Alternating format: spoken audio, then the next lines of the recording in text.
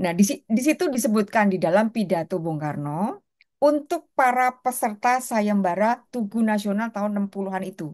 Disebutkan, saya sudah melakukan muhibah ke mancanegara, ke sekian negara. Semua memiliki daya tarik berupa ikon. Dan saya ingin itu ada di Jakarta. Selamat datang di Rolasan.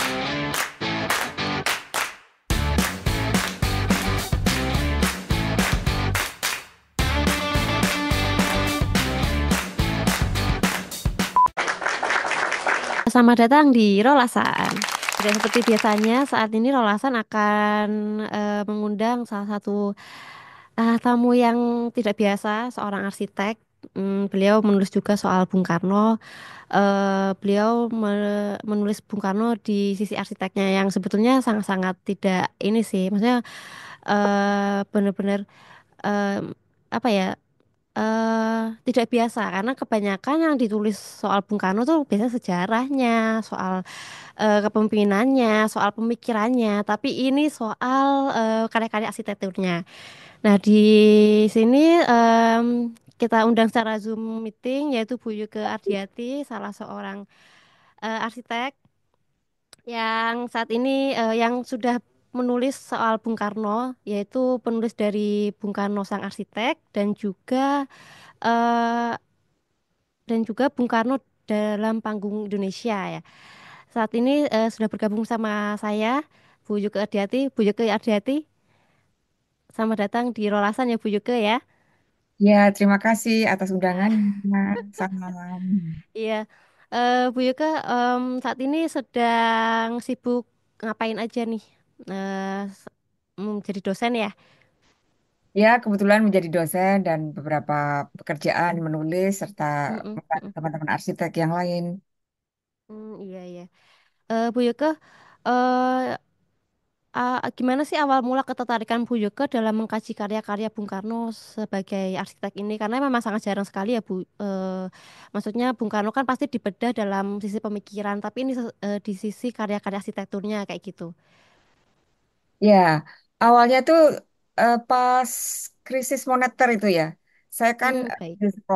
ambil sekolah, kemudian jalan terbaik untuk mengatasi krisis ya memperbaiki diri ya, menambah Iya ilmu, iya betul. kayak masuk kampus lagi.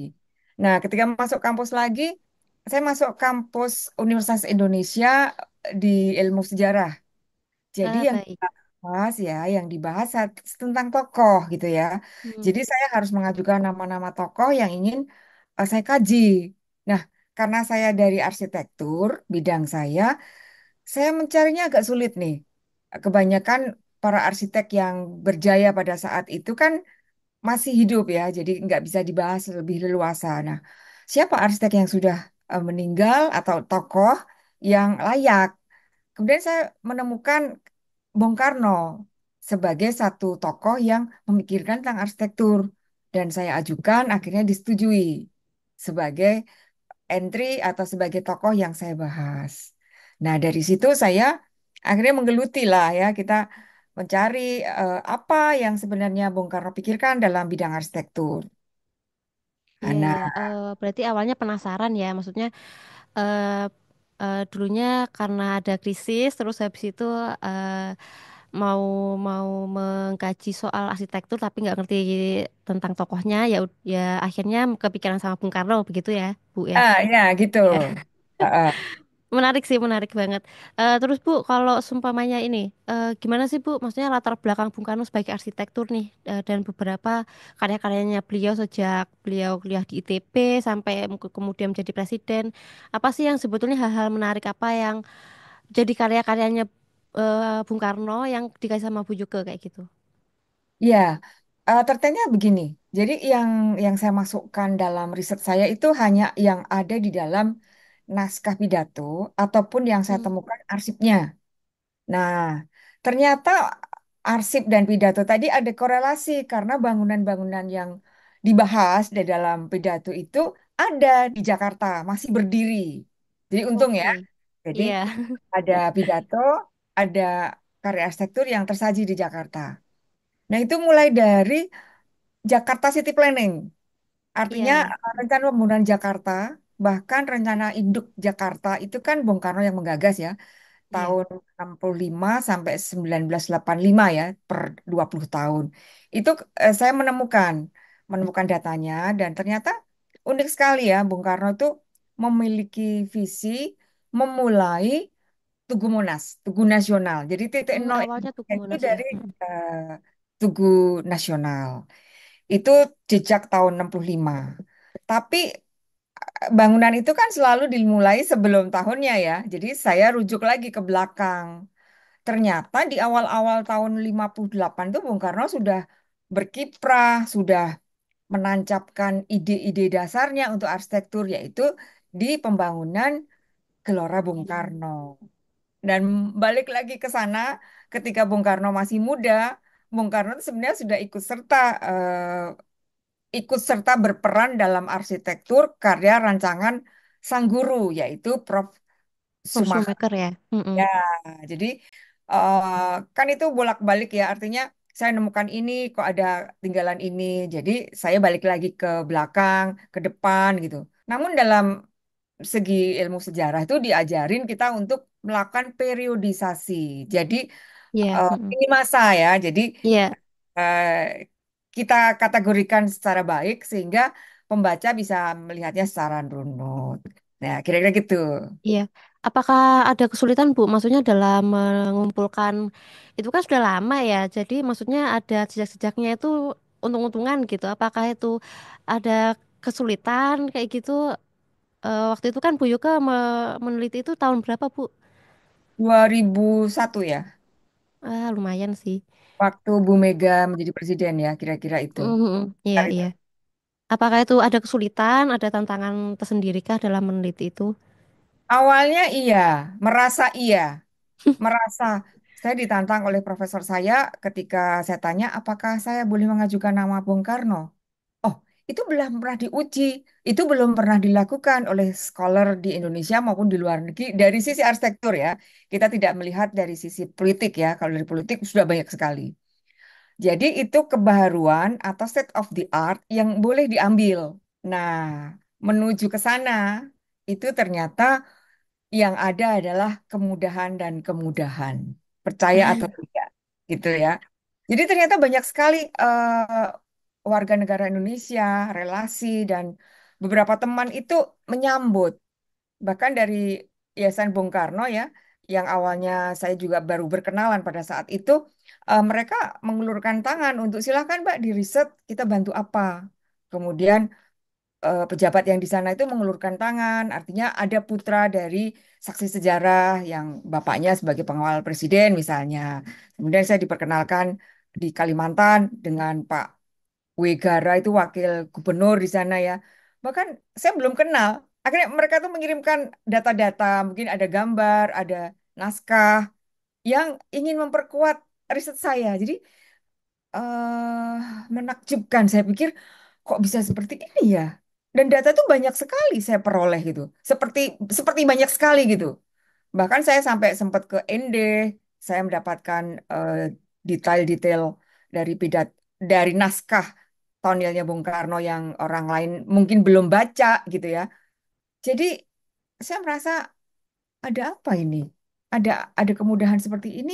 Apakah memang ini ditujukan memang untuk saya supaya lancar? Kan itu pertanyaannya ya. Iya, iya, iya. Sebetulnya menarik sih Bu yang dalam naskah pidato itu terdapat ada karya-karyanya Bung Karno dalam arsitektur gitu. Dalam pidato yang di manakah Bung Karno itu pernah mencantumkan ada arsitekturnya, ada karya-karya arsitekturnya atau gimana gitu Bu? Sepanjang yang saya tekuni di Arsip Nasional ya, saya baca Iya. semua yang ada di Bung Karno itu dalam kurun waktu sekitar tahun 58 sampai enam Hmm. puluh limaan ya. Itu ada pidato-pidato yang eh, disampaikan secara khusus pada saat pemancangan gedung-gedung di Jakarta. Hmm. Jadi Iya. itu saya rangkum kan. Kemudian saya baca, ternyata setiap Bung Karno melakukan pemancangan tiang pertama satu gedung, rupa-rupanya yang nanti disebut orang adalah mercusuar Bung Karno. Iya, Nah, proyek itu yang sangat ini nah, sih proyek yang sangat fantastik, yang besar sangat ya. menggetarkan gitu ya. Iya. eh, Bung Karno selalu menyisipkan apa konsep dan apa misi dari Mm-mm. rancangan atau pembangunan gedung itu sendiri. Gitu. Jadi itu saya anggap itulah gagasan Bung Karno. Karena Bung Karno tidak pernah membuat pidato yang dibuat orang lain, tapi beliau sendiri. Artinya, Betul, betul. itulah yang menggali gagasan-gagasan itu. Iya. Yang saya tahu itu eh, ada beberapa apa ya di rancangannya Monas itu beliau tidak menggambarkan secara langsung ya sebagai arsitektur, tapi beliau memikirkan ada detail-detailnya. Betul seperti itu atau gimana, Bu? Oh betul. Jadi saat Tugu Nasional itu disayembarakan yang kedua ya, Iya, iya. dua kali. Yang pertama dianggap eh, kurang memperoleh jiwa dari Bung Karno. Kemudian Mm-mm. Bung Karno pulang di tahun 61. 60-an itu Bung Karno, sebelum tahun 60-an Bung Karno sudah melakukan muhibah ke luar negeri.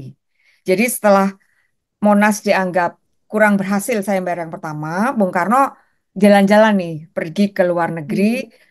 sekitar 56 hari kalau nggak salah, antara lain ke Amerika dan ke Eropa. Beliau lihat kota-kota internasional atau kota-kota yang terkenal di dunia itu memiliki ikon, yaitu tengaran yang menunjukkan kekhasan dari negara itu. Nah, di situ disebutkan di dalam pidato Bung Karno untuk para peserta sayembara Tugu Nasional tahun 60-an itu. Disebutkan, saya sudah melakukan muhibah ke mancanegara, ke sekian negara. Semua memiliki daya tarik berupa ikon. Dan saya ingin itu ada di Jakarta. Saya ingin Tugu Nasional itu memiliki semacam pancangan, tiang Iya, pancangan. ada khasnya lah ya. San. Jadi tiang itu Mm-mm. simbol laki-laki, pancangan itu, tiang pancangan itu. Jadi Iya, simbol laki-laki. Dan tentu ada simbol perempuannya. iya. Lingga dan Yoni ya, Bu ya. Nah, Bu, apa sih ciri khas yang Bung Karno tuangkan ke dalam karya-karyanya yang mungkin sebagian besar ya hampir sama yang mungkin ada ciri khasnya yang kalau kita lihat oh ini Bung Karno banget nih kayak gitu. Ada nggak, Bu? ada. Jadi Bung Karno ini memasukkan unsur seni rupa di dalam arsitektur. Jadi bukan sebagai dekorasi, tapi sebagai bagian struktur. Harap dibedakan ya, kalau sebagai dekorasi itu bisa dipindahkan. Tapi Iya. kalau sebagai bagian dari struktur itu melekat bahkan mungkin menjadi tembok, menjadi bagian dari gedung yang melekat gitu ya. Patung yang melekat ke tanah itu bagian dari gedung ya. Oh. Dan relief itu bagian dari gedung karena kan menempel ya, menempel di dinding nggak bisa dicopot gitu. Itu menjadi Hmm, bagian iya, iya. struktur. Nah Itu itu itu terlihat yang kayak di Sarinah itu kan, Bu ya? ya di sana nih yang di belakang saya ini, Oh iya, ah, makanya relief Sarina. relief kan. Heeh. Tapi relief ini relief tinggi. Artinya relief Hmm, tinggi itu relief yang menonjolnya lebih banyak gitu. Jadi mirip patung.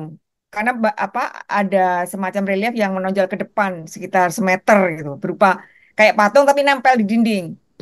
iya iya. Kalau relief kan dia Hanya nempel yang datar, tapi dia tidak yang nampak gitu kan, Bu ya?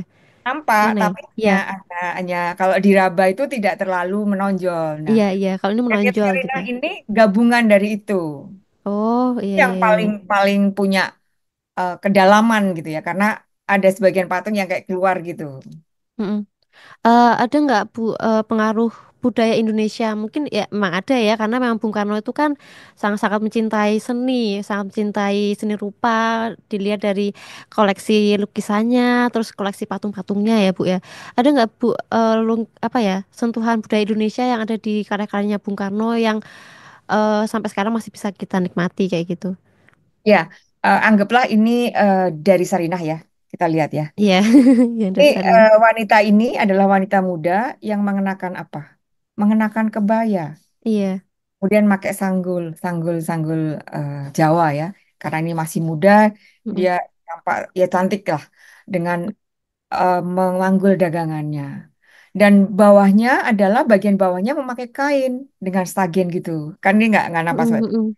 Iya. Sementara ini ada sekitar tujuh ya, tujuh perempuan berkebaya semua, dan delapan laki-laki memakai sarung dan berlapang dada, Iya, tanpa iya. tanpa penutup badan ya untuk laki-lakinya. Itu semua menunjukkan era-era di tahun era kemerdekaan awal itu orang Indonesia atau publik Indonesia masih seperti itu. Para pedagang masih seperti itu, menjajakan bakulnya. Jadi iteran, nyiter gitu ya. Mm-mm, mm-mm. Nah, ini ikon ini atau karya seni ini ditampilkan di toko serba ada atau departemen store yang pertama di Indonesia. Apa maksudnya? Kan kita pasti tanya, kenapa Iya, begitu? iya. Mm-mm. Betul. Nah, ternyata ini semacam monumen. Jadi menengarai bahwa inilah era perubahan Indonesia dari era yang tadi, era yang lama tadi menjadi era yang baru. Ditandai dengan karya seni bahwa masa lampau Indonesia yang sekarang ada di gedung yang modern ini, artinya mall ini, itu dulunya seperti ini. Jadi mengingatkan kembali peradaban sebelumnya. Jadi Oke. Bung Karno itu sebenarnya mau merekam dalam bentuk karya seni, tapi ditampilkan dalam media-media macam-macam. Ada dari relief beton, relief batu andesit, kemudian mozaik keramik, kemudian mungkin lukisan, mural, kemudian patung, kemudian tatahan ukiran kayu, rotan, macam-macam yang menjadi media. Tapi semua mengandung cerita tentang keindonesiaan. Itu yang selalu lekat di Bung Karno. Jadi ketika melihat gedung bangunan kuno ya, artinya kuno dalam Indonesia ya, arsitektur modern karya bangsa Indonesia, eh, coba disimak. Ada nggak unsur keindonesiaan yang muncul di situ? Jangan-jangan itu tinggalan Bung Karno atau terpengaruh oleh Bung Karno. Iya, iya. Mungkin ada gaya-gayanya, Bu, ya. Mungkin sedikit kayak gitu. Tapi apakah ada mungkin dalam gaya-gayanya arsitektur Bung Karno itu apa selalu Jawa atau mungkin ada etnik-etnik lain kayak gitu, Bu? Mungkin. Jadi ya, yang saya tangkap tidak selalu Jawa. Hmm, Tapi memang ada beberapa yang mencerminkan itu, terutama yang di Sarinah ya, memakai kebaya ya. iya, iya. Tapi di Hotel Indonesia itu ada kubah Ramayana ya, kubah gitu. Di dalamnya itu di dinding sebelah atasnya itu ada mosaik em, mosaik keramik ya, Ya. multicolor. Jadi beragam warna. Itu ekspresi dari bentuk-bentuk seni rupa Indonesia ya. Mm, mm, Bentuk tarian seluruh Indonesia. Ada yang tari Bali, ada yang dari Papua, kemudian ada yang dari Toraja gitu. Mereka adegannya menari. mm, iya, iya. Sebetulnya yang saya kagumi itu yang di GBK sih, Bu. Maksudnya sejak dulu em, ada arsitektur yang menata, maksudnya dia tertata sedemikian rupa, nggak seperti mungkin stadion-stadionnya kebanyakan. Menurut saya, GBK itu kayak dirancang untuk olahraga yang seperti Ganevo kan, seperti Olimpiade yang besar kayak gitu. Dan itu dirancangnya sangat-sangat khusus gitu loh, Bu, menurut saya. Kalau menurut GBK ya, kalau GBK itu, menurut Bu Yoga mungkin ada nggak yang eh, sebagus itu mungkin dari dibandingkan dengan karya-karya Bung Karno, bukan Bung Karno ya, bukan karyanya Bung Karno kayak gitu. Ya, tidak salah sih Diajeng untuk menangkap eh, keindahan atau kemegahan Iya. arsitektur Bung Karno. Karena memang filosofinya arsitektur Gelora Bung Karno itu dilahirkan atau diciptakan atau direncanakan untuk dibangun itu sebagai syarat untuk Indonesia menjadi tuan rumah Asian Games keempat. Oh, Karena untuk Bung Asian Karno, Games ya harusnya ya. nah, yang Oke. keempat. Oh ya. Sebelum Mm, Bung Karno tuh sudah melihat bahwa Asian Games yang pertama yang diselenggarakan di India itu, lah ini kan media untuk diplomasi politik mm, mm, mm. bagus banget untuk mengangkat derajat atau peradaban suatu negara. Dan Bung Karno menyampaikan keinginannya menjadi tuan rumah. Tapi lagi-lagi belum berhasil. Yang ketiga itu diputuskan Iya. bahwa tempat adalah Indonesia. Mm, Syaratnya adalah harus punya stadion multi event. Indonesia belum punya, Iya, jadi gerakan untuk memiliki. Nah, Gelora Bung Karno adalah salah satu yang menjadi syarat itu. Memang mm-mm. pada saat itu teknisi Indonesia belum siap dan sebagai salah satu fundernya adalah Moskow yang memberikan bantuan dana maupun dan bantuan teknis. Artinya, master plan dari Gelora Bung Karno ini dibantu ya, dibantu oleh tim Moskow tadi. Hanya ketika bangunannya sudah akan dirancang, Bung Karno intervensi. Bung Karno bilang bahwa jangan lupa bahwa saya seorang arsitek. Saya ingin Gelora Bung Karno dibangun dengan konsep temu gelang. Temu gelang ini kata atau istilah khas dari Bung Karno. Kita nggak pernah menemukan itu di dalam Temu arsitek. gelang ya, Temu temu gelang. gelang. Gelang. Jadi Oke, seperti gelang melingkar yang tidak ada ujungnya ya. Ketika oke. sesuatu nggak ada ujungnya itu kan rigid ya, kuat ya. Mm-mm. Nah, filosofi ini mendasari Bung Karno untuk bagaimana kalau stadion yang dimiliki Indonesia itu dibuat seperti itu dan memiliki atap. Karena bangunan Gelora Bung Karno sebelumnya, bangunan stadion sebelumnya yang beliau pernah lihat ya, salah satunya di Moskow di tahun 56 Bung Karno berkunjung itu, beliau mengunjungi Stadion Lufniki, salah satu stadion yang terbesar di Moskow, waktu itu baru baru selesai dibangun, itu tidak ada penutup atapnya. Nah, Bung Karno untuk bangunan kita ingin memperoleh tambahan atap dan arsitek tim dari Moskow itu menolak. Itu tidak layak, yang mulia, itu Hmm, tidak galib, tidak seperti biasa menurut beliau, menurut tim itu. Beliau menyangkal, saya hanya ingin memiliki temu gelang dalam khasanah arsitektur Gelora Bung Karno itu. Akhirnya dibuatlah alternatif itu dan itulah yang dipilih Bung Karno. Dan ternyata ketika bangunan itu sudah berdiri dan digunakan di dalam Asian Games keempat itu, para wartawan dari negara lain meliput dan kemudian memberikan pujian bahwa gaya arsitektur Gelora Bung Karno menjadi yang terbaik, terindah, terbesar di Asia Tenggara. Jadi Bung Karno berhasil gitu ya memperoleh mm-mm, posisi iya. dari sisi arsitektur maupun diplomasi politik. Oh, berarti memang Gelora Bung Karno itu terinspirasi lah ya dari eh, apa stadion yang ada di Rusia begitu ya Bu, ya, di Moskow. Atau memang Terinspirasi sudah, dalam bentuk eh, stadion tuh lazimnya memang seperti lintasan atletik ya. iya iya Kan orang melihatnya kan dari lintasan atletik itu. Jadi memang bentuknya seperti mirip elips. Terus tengahnya ada sepak bola ya, gelanggang sepak bola. iya Tapi Bung Karno itu memberikan tambahan yang tidak terduga. Adanya atap. Biasanya pemirsa itu kepanasan. Kalau hujan dia iya betul. kehujanan. Nah, ini enggak di Gelora Bung Karno. Kalau panas ya terlindung, kalau hujan ya tetap terlindung karena ada penutup atapnya yang panjangnya kira-kira hampir 40 meter tuh. Itu Hmm, panjang sekali atapnya. Dan itu oke. seolah menjadi intervensi Bung Karno, dipaksakan untuk Mm-mm. bisa terjadi seperti itu. Apakah menyesuaikan sama iklim yang ada di Indonesia karena panas, sering hujan kayak gitu Justru mungkin ya? itu justru Bung Karno memikirkan sikap-sikap humanis ya dari Iya, yang iklim tidak yang ada di tidak Indonesia. memaksakan bahwa negaranya nggak seperti musim punya musim 4 kayak gitu kan, kayak gitu. Nah, Di, itu disesuaikan tantangan. lah ya. Mm-mm. Nah, jadi tantangan kan untuk arsitek yang bukan dari Indonesia. Karena dia kan nggak mengalami seperti kami ya, seperti kita ya. Mm-mm, mm-mm. Iya. Menurut Bu Yuka apa sih gayanya Bung Karno yang mungkin Bu Yuka suka sebagai arsitek nih ya? Karena kan saya sebetulnya eh, awam ya, maksudnya awam tentang arsitek gitu. Mungkin ada ya gaya-gayanya Bung Karno yang Bu Yuka suka kayak gitu.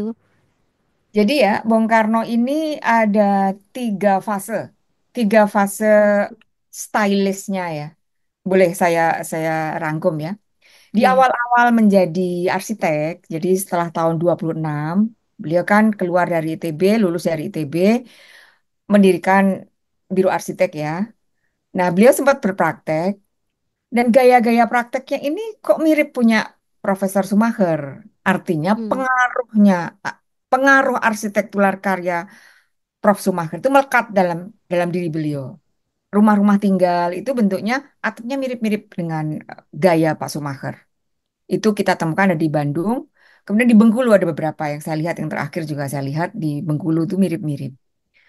Jadi dinamai eranya adalah murid sang profesor. Kan sebagai student ya, sebagai lulusan Iya. baru kita terpengaruh oleh dosennya. Kemudian di era 45 sampai ke 56 sebelum dekret presiden, itu ada kekhasan Bung Karno, yaitu memunculkan bentuk Padma. Bunga teratai itu menjadi duduknya atau tempat kedudukan seorang dewa. Kita lihat nanti. Dan itu diambil oleh Bung Karno, inspirasi itu diambil Bung Karno, dimasukkan ke dalam beberapa karya arsitektur yang tertinggal di Istana Kepresidenan. Oke, Baik ada ya di dalam Istana Kepresidenan yang di Jakarta gitu. ya, di semua. Jadi Oh, di semua ya, ada, di Jogja sama ada Bali. enam, ada enam. Oh, Jadi oke. kalau kita lihat ya, baik dalam tata arsitekturnya, misalnya ada landscape-nya. Di landscape itu selalu ada bunga teratai, ada kolamnya, ada unsur airnya, selalu ada teratai. Hmm, Kemudian misalnya railing, railing itu kan bagian dari arsitektur ya, pegangan itu ya, pagar itu ya. iya ya. Bentuknya itu ada padmanya, nanti Hmm, disaksikan oke. di Istana Bogor. Kemudian bahkan dudukan patung, itu patung karya Pak Edi Sunarso ya, di dekat kolam di Hmm, hmm, Istana Bogor tuh, tulisannya Endang Terate. Jadi secara hmm. khusus itu Endang Terate, artinya kan tentang teratai yang Iya, iya. dedikasikan untuk istana. Kemudian bahkan secara khusus memanggil namanya pelukis Dasence. Jadi Pak Mangil kalau nggak salah waktu itu diminta cari pelukis namanya Dasence itu keturunan Belanda yang berada di Jakarta. Minta dia untuk melukis teratai buat saya. Nah, akhirnya Hmm, teratai itu dibuat dan ditempatkan itu Istana Bogor dan menjadi ruang teratai di sana. Coba nanti kita lihat ruang teratai di Istana di Bogor seperti apa. oke, Ruang tergila-gila teratai. dengan teratai ya sepertinya Bung Ya. Karno ini ya. Nah, dalam arsitektur yang melekat apa? Di beberapa tempat di istana itu ditempatkan furniture khas Bung Karno. Hmm, ya. Buffet misalnya. Daun pintunya itu ada unsur teratainya. Bahkan kaki buffet itu bentuknya terata. Mungkin ini agak luput ya dari Sedetail tinjauannya. itu ya. Nah, pasti kursi, ujung kursi itu ada seperti logam, bentuknya teratai. Kemudian di istana Presiden di Jakarta, Istana Negara dan Istana Merdeka, itu ada meja. Mejanya itu bentuknya kayak daun teratai. Jadi kayak bulat tapi ujungnya kan agak agak celah gitu ya. Daun Iya, teratai itu iya, iya. mirip Iya. kayak gitu. Jadi dari Oke. kayu utuh. Kemudian ada lagi yang sangat khas itu berada di satu ruang di Istana Bogor ya waktu itu ya. Itu bentuknya malah kakinya itu seperti Padmasana, persis Oke. Padmasana, tapi dari kayu. Hmm. Nah, belakangan saya lihat terakhir itu benda-benda itu tidak ada lagi di istana Jakarta maupun Bogor, ternyata dimuseumkan di Bali. Hmm. Jadi mungkin berkunjunglah Oke. ke Tampak Siring, ada museum Bung Karno kalau nggak salah ya, istilah namanya itu mungkin kita bisa cari, tapi itu semua tinggalan Bung Karno, furniturnya. Itu yang saya ceritakan tadi ada di sana semua. Jadi Sebenarnya lebih saya pernah ke Tapak Siring, tapi kayaknya saya nggak sampai memperlihatkan, maksudnya detail-detailnya itu sih, Bu. itu terakhir. Jadi Oh, oke. jadi itu dikumpulkan, kemudian dibuat satu ruangan khusus.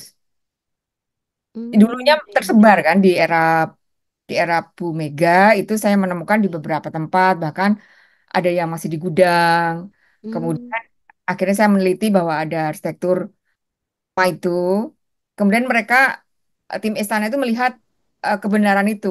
Kemudian kayak sepertinya dihimpun apa yang pas itu dan dibuat Ya. satu tempat khusus untuk itu.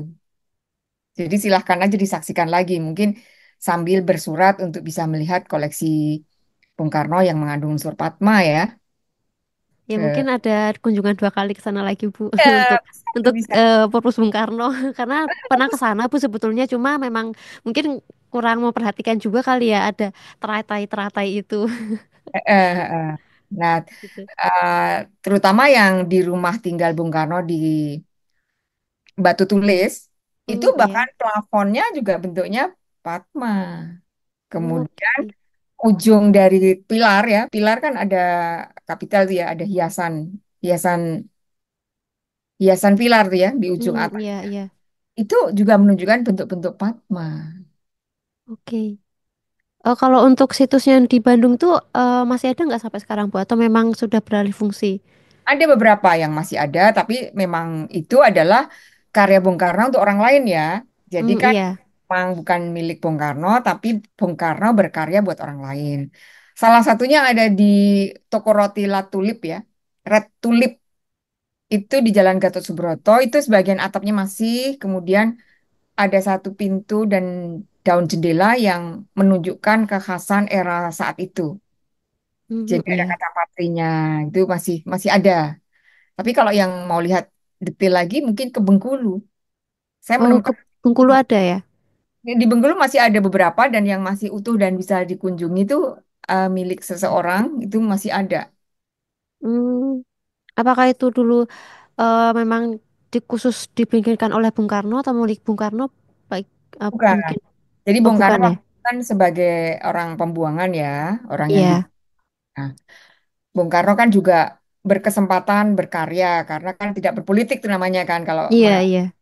melakukan apa karya arsitektur. Jadi beberapa demang yang waktu mungkin berpunya meminta Bung Karno membuatkan desain rumahnya. Kemudian juga Hmm. Bung Karno menginisiasi renovasi Masjid Jami di Bengkulu. Nah, itu tinggalannya berupa ukiran, Hmm. tapi ukirannya itu ya tidak berbentuk makna khusus ya, tapi bentuk ulir-ulir itu ada di dinding-dindingnya. Berarti kalau kalau untuk di waktu beliau di pengasingan itu hanya di Bengkulu ya Bu. Kalau di tempat lain mungkin nggak ada ya. Kalau yang di Endeh itu tinggalannya kan semacam karya sastra ya, Iya, jasa iya. karya Tonil. Tapi Mm-mm. adalah nisan untuk ibunda mertuanya, tapi Ah, ya Bu Sanusi ya. tidak menunjukkan kekhasan lah ya. Mungkin ada nggak Bu makna-makna kenapa Bung Karno ini memilihkan tadi ada Padma, ada teratai kayak gitu. Ada makna-makna arsitek nggak kalau dari kacamatanya Bu Yoga kayak gitu? Kalau dari sisi Bung Karno tidak pernah eksplisit menyebutkan Padma ya. Jadi kami Iya, iya. berarti menginterpretasikan sebuah makna yang berulang itu sebagai semacam kecenderungan, sebagai Hmm. semacam simbol ya yang ingin disampaikan Bung Karno. Padma itu adalah simbol kedewataan, kearif, Hmm. keindahan, kepintaran lah, Iya, iya. kecerdasan. Karena itu sifat-sifat yang dimiliki oleh dewata dan juga melindungi, menyatukan. Jadi Mm-mm. unsur-unsur yang dibuat Bung Karno ini sangat filosofis yang sangat tinggi ya. Karena itu menjadi simbol semacam simbol pemersatu atau simbol nasionalisme yang diekspresikan oleh Bung Karno tanpa beliau sadari. Bahkan waktu itu saya cerita sama Mas Guru. Mas Guru tahu nggak bahwa di istana banyak sekali unsur-unsur Padma? Mas Guru sempat kaget. Apa iya ya? Mungkin beliau waktu itu masih terlalu muda ya untuk Iya, tinggal iya. karena kan nggak bisa memperhatikan secara Mm-mm. seksama. Dan akhirnya Mas Guru juga mengakui, oh iya ya, banyak sekali Padma. Nah, ini kalau diasosiasikan secara religi ya, siapa sih yang boleh mengenakan atau menggunakan simbol-simbol Padma? Pertanyaan balik kan? Mm-mm. Mm-mm. Iya. Boleh hanyalah sang dewa. Oke. Kalau yang boleh sang dewa, kira-kira pada saat itu ketika karya yang mengandung Padma tadi dikias atau dibuat di era Bung Karno, artinya apa? Kan menyimpulkan Bung Karno adalah sosok pemimpin atau sosok Mm-mm, mm-mm. pendiri atau sosok penggagas tentang Indonesia. Nah, kalau Iya, kita iya. lihat di gedung Freemason yang ada di Blitar ya, waktu itu saya pernah lihat, itu ada unsur Padma juga. Di Oke. perpustakaan waktu itu, perpustakaan Freemason kalau nggak salah ya. Itu saya lihat kayak dari logam itu nempel di dinding. Nah, saya lihat yang mirip seperti itu ada di pintu gerbang ruang kemerdekaan di Tugu Nasional. Oh, Jadi ada unsur sama itu. ya. Iya, Hah? iya. Ada. Tapi dari logam ya. Kalau Oh, iya, kayak. yang di dinding itu di Blitar dari logam. Kemudian di Tugu Nasional sebagai pintu. Pintu Kalamakara. Kemudian ada persis seperti itu Padma. Itu Padma yang bisa naik turun gitu. Kemudian Oh, di dalamnya ada vitrin iya, yang iya. ini adalah tempat bendera pusaka. Oh, wow. Oh, untuk Padma tadi itu memang ada di karya-karya Bung Karno yang di proyek Mercusuar, di Monas juga ada, Masuk terus di di Monas. di Monas juga ada. Oh, saya kira cuma ada di Bandung tadi, terus ternyata ada di Istana tadi, terus di mana? Di Monas kayak gitu. Kayak gitu ya, Bu ya. Ya, ya Oh, ini menarik ada sih. Saya juga menarik. baru tahu. Jadi ketika meneliti kita terkaget-kaget kan, kok Iya, ada iya. ulang. Kemudian saya pergi ke Blitar kok ada mirip. Kemudian di ruang kerja Bung Karno ya, yang di Mm, Bogor, itu juga iya. ada semacam logam bentuknya Padma gitu ditempel di dinding ketika jadi sebagai background ruang kerjanya Bung Karno. Terus kalau yang ketiga tadi apa, Bu? Kan yang tadi ada teratai, ada Padma, terus Kemudian unsur-unsurnya Bung Karno hampir tidak pernah menggunakan unsur pilar kolonial. oh pilar ya, pilar kolonial. Ada, tidak Iya, ada yang pilar kemarin sedang tulang. hangat ya, pilar Ya, kolonial. pilar kolonial tetap ada karena Oh, Bung iya, Karno iya. memang menempati Istana Merdeka. Bung Karno tidak Mm-mm, mm. merubah itu. Itu kan tinggalan Iya, ya, tinggalan iya, era. iya. Tapi pada saat era Pak Harto itu sempat ditutup ya pilar itu, Oh, ditutup oh, oh gitu. tutup ukiran. Kemudian di era Bu Mega itu dikupas. Jadi dibuka seperti apa ada. Mm-mm. Kan itu karya arsitektur ya. Iya, iya. Pilar kolonial yang ada di istana ya, Bu ya, berarti ya. Itu sempat ditutup dulu di era Pak Harto. Hmm. Saya pernah ada fotonya. Oh, oh mungkin sekarang masih bisa dilihat nggak, Bu? Sekarang Kalau sudah menjadi iya. bentuk kolonial lagi, pilar-pilar Oh, gitu. Iya, lagi, iya, iya. Kalau di tempat lain ada nggak, Bu, pilar-pilar itu? Atau pilar hanya yang di istana aja?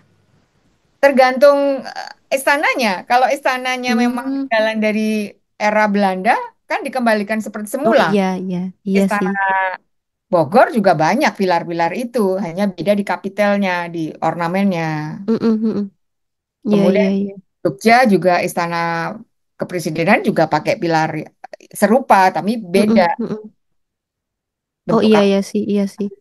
Yang kemarin waktu Perpus Bung Karno ke Jogja itu memang ada pilar-pilar serupa sih, Bu, sebetulnya. Emang Betul. sama sih. Iya, Karena memang tinggalan arsitektur kan sebagai benda cagar budaya nggak boleh dirubah. iya, iya, iya sih. Namun Eh, iya. jika di Tampak Siring tidak muncul itu Iya bentuk memang tidak pilar. muncul. Iya, Makanya kok kayaknya kok beda gitu.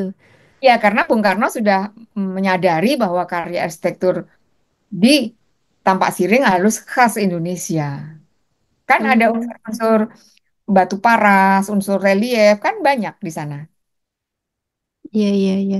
Saya kira karena Bung Karno pengaruhnya punya maksudnya kuliah di bawah profesor yang seorang Belanda, makanya beliau punya kekhasan bahwa wah saya harus sama seperti profesor saya. Tapi ternyata setelah banyak maksudnya setelah apa yang dilalui beliau akhirnya banyak berubah ya Bu ya apa eh karya-karya arsitekturnya kayak gitu.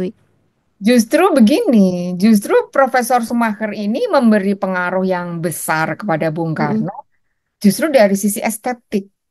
Oh, dari estet. Profesor Oh, Sumaker ini juga tidak menganut, mengandung. unsur-unsur kolonial masuk ke Indonesia.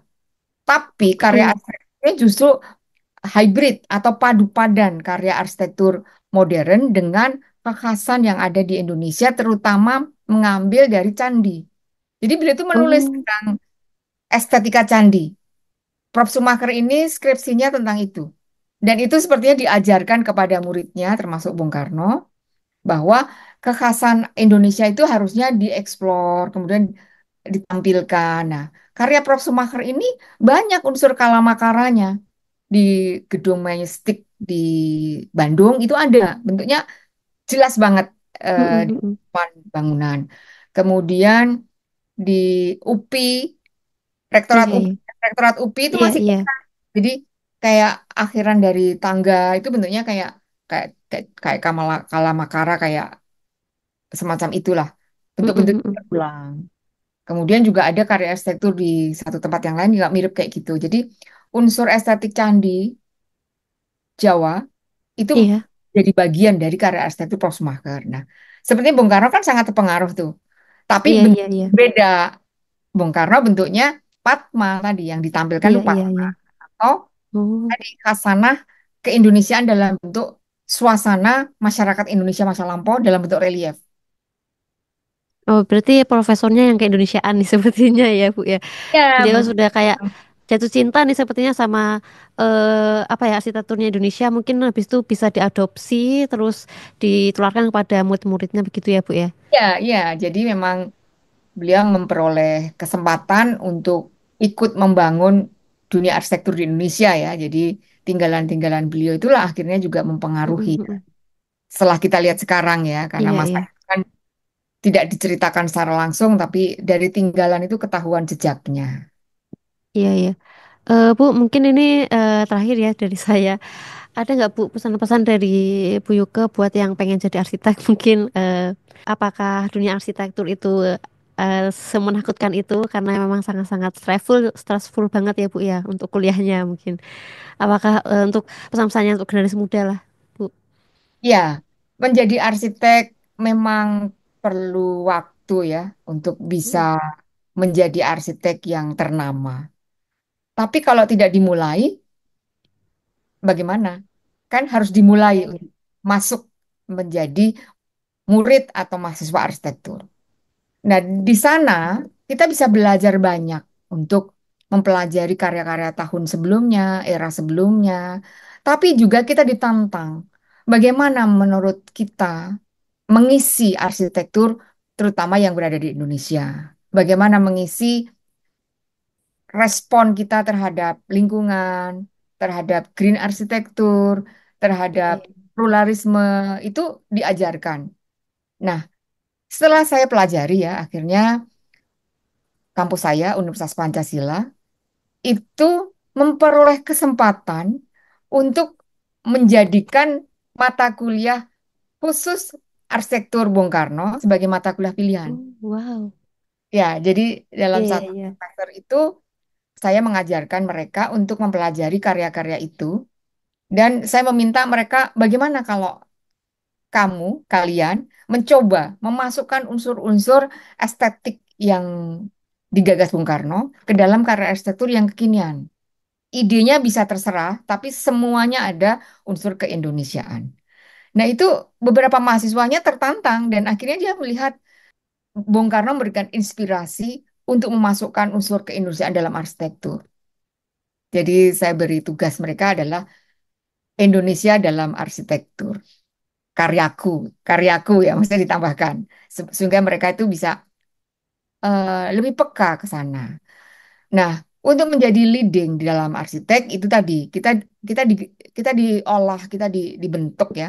Salah satunya mengenal dulu apa itu Indonesia karena ini akar budaya kita yang sangat-sangat kaya yang sudah pernah digali oleh Bung Karno dan mungkin belum sempat ditularkan kepada kaula muda. Nah, masuklah bidang Mm. arsitektur dan kita bisa mempelajari agar kita menjadi bagian dari budayawan yang mengerti tentang Indonesia.